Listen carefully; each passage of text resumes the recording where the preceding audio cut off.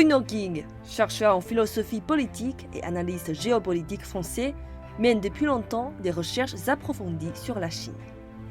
Il rédige souvent des commentaires qui contredisent les propos des pays occidentaux sur Hong Kong, le Xinjiang et les droits de l'homme. Selon lui, le discours occidental sur ces sujets est fantaisiste. Le monde occidental prend un malin plaisir à mettre la Chine en accusation, que ce soit le Xinjiang, le Tibet, Hong Kong. Alors, je trouve que le discours occidental sur ces sujets est d'une très grande mauvaise foi. Il s'appuie souvent sur des témoignages qui sont douteux, sur des sources prétendument sérieuses mais qui en réalité sont totalement fantaisistes, sur les travaux de chercheurs dont le profil a été déjà bien identifié comme des gens qui en fait travaillent pour des organisations diverses mais qui dépendent toutes plus ou moins de Washington et de ses intérêts. Sur la question du Xinjiang en particulier, il est frappant de voir que le discours occidental est complètement mensonger. L'accusation de génocide est absurde.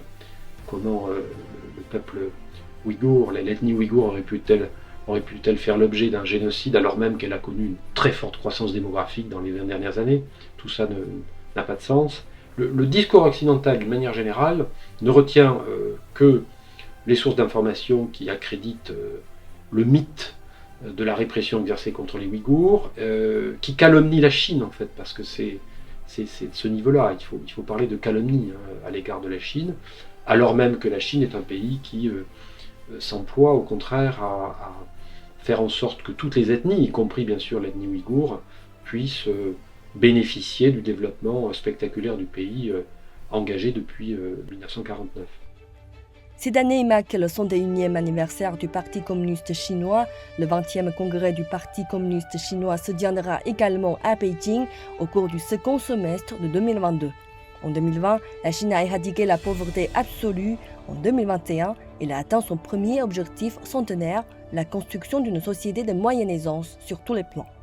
Selon Bruno Guigues, la Chine avance et se développe avec un élément de supériorité sur les systèmes occidentaux. Ce système, le système chinois, permet d'engager des processus de long terme, des processus qui sont des processus de transformation profonde, indépendamment des aléas de la vie politique quotidienne. Et de ce point de vue, je pense que la Chine voit loin quand les Occidentaux ont tendance à privilégier le court terme. Le développement de la Chine est aussi une opportunité de développement pour le monde.